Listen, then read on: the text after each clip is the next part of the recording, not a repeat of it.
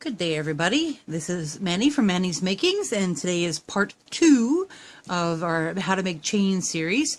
And please like, subscribe below, and share, definitely, if you want to see more videos like this. So today we're making this particular type of chain. Now, you can use it just as a normal chain. I don't even know the name for it, but it's a great way to link pieces together. It's kind of a cool chain all by itself. But I love it best for putting stones on, but I wanted to see what it looked like naked. So it's basically the same chain we were making, a figure 8 chain, except for one loop is sideways and one loop is this way. So we switched it and they don't meet in the middle. Okay, so this is what it looks like with beads on it, and you could do it different lengths. This is some Mountain Jasper and some glass, Czech glass 3mm beads, and these are 6mm Jasper beads. And just to give you an idea, this is what it looks like would look like as a bracelet, and it's very sturdy and it's great. You can use it for necklaces. You can do them, smaller, bigger. You can attach these links with jump rings in between, whatever you'd like. Okay, so let's get started on this video on how to do this. And I got a piece of tape stuck to me. Okay, so first of all, you're going to need, let's move this out of the way, you're going to need some 1-inch pieces of wire, and I'm using today 18 gauge from ParaWire, and you're going to need round nose pliers. You're going to need bent nose pliers, wire straighteners, and nippers or flush cutters, whatever you want to call them. Okay, so I made some 1-inch pieces, and you need as many as you need to go around. So this one here is about halfway around my wrist, and I've done 1, 2, 3, 4, 5, 6, 7. So you need about 14 to do a 7.5-inch bracelet. I have a big fat chunky wrist. I had some injuries, so it's quite large. So anyways, you take let's move this other stuff out of the way because you're not going to be able to see anything, and we'll zoom in.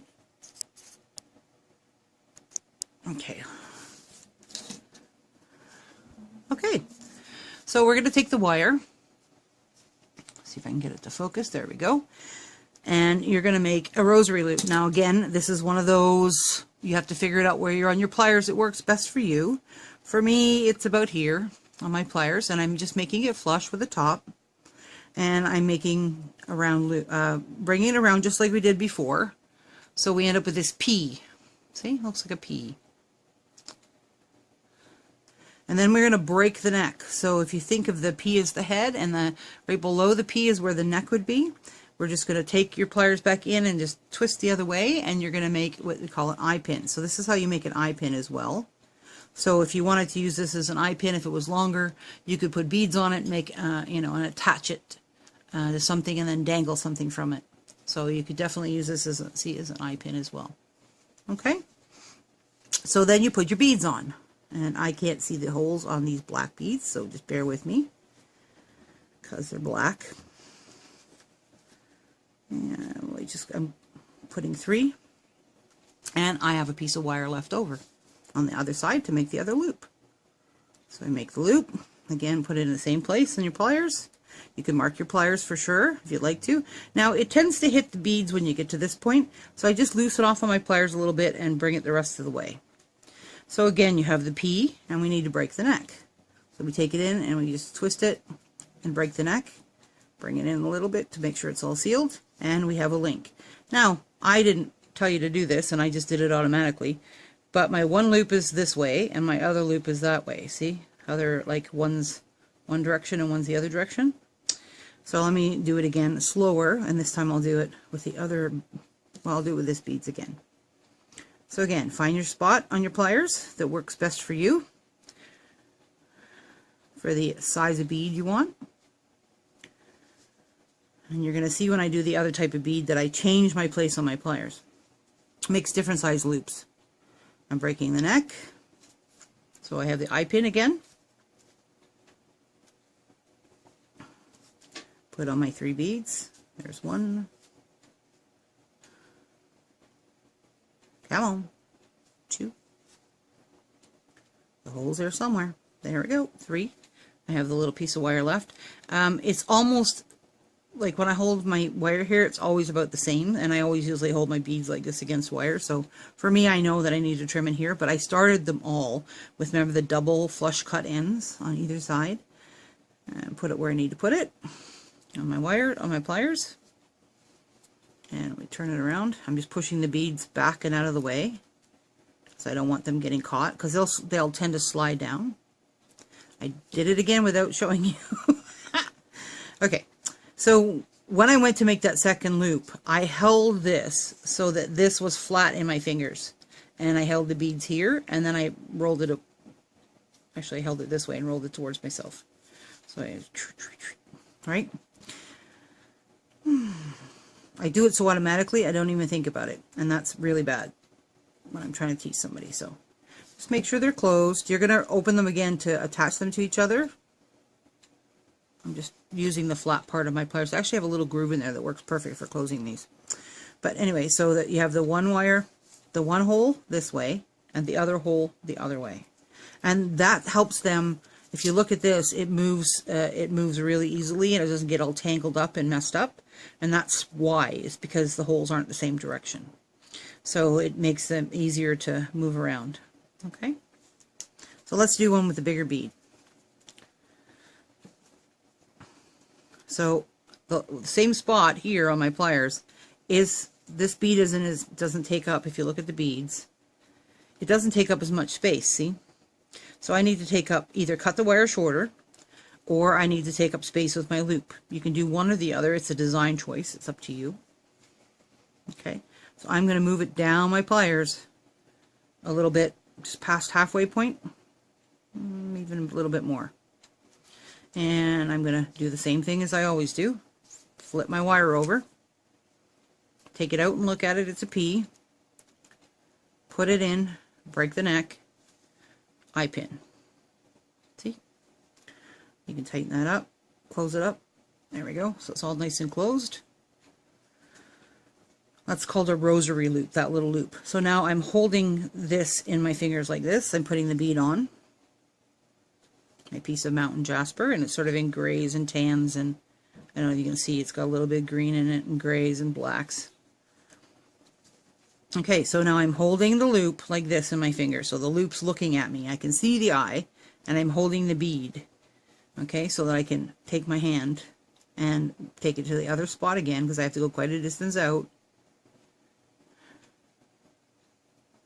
Okay, so I think I got it about the right spot.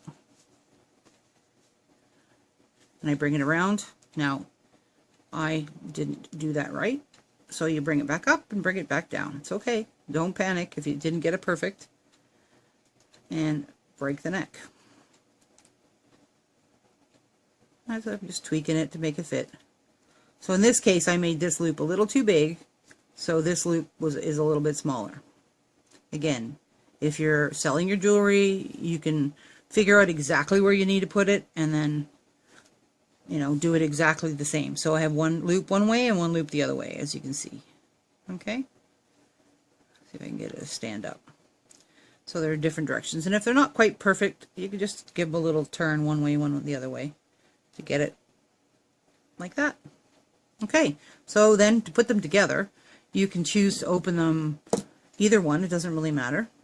You just take just like opening a jump ring, you're going to just take the one end here and I got the wrong side, and just pull it up.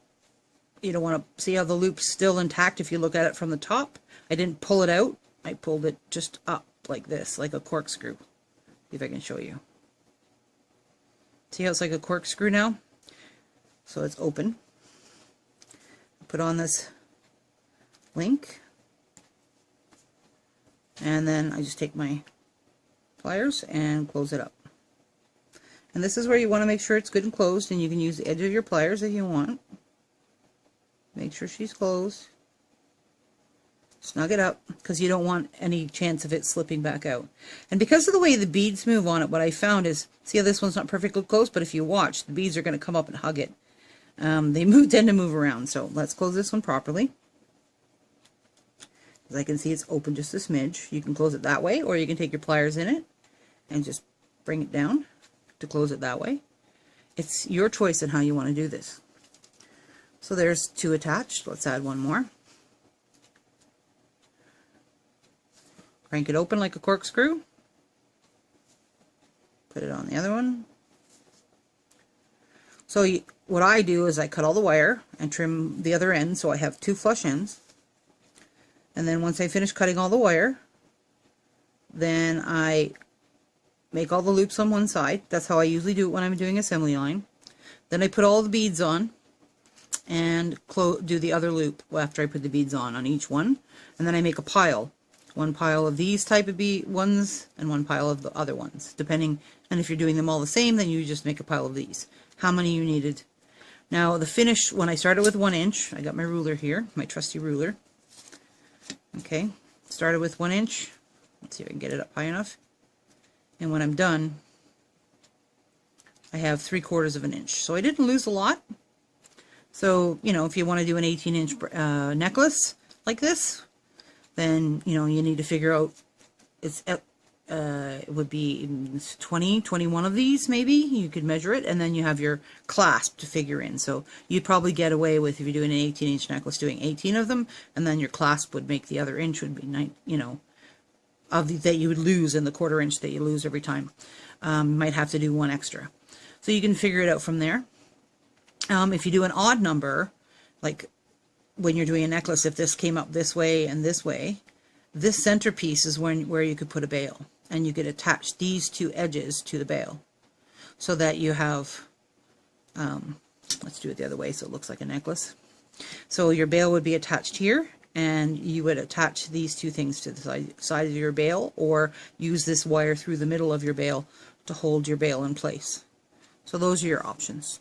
Okay, so again, we had fun today. We learned a quick little beaded chain to help you with your projects. I hope you enjoyed this tutorial, and thank you for watching from Annie's Makings. Again, like, share, and subscribe below, and all the list of what you need to do this, it will all be below.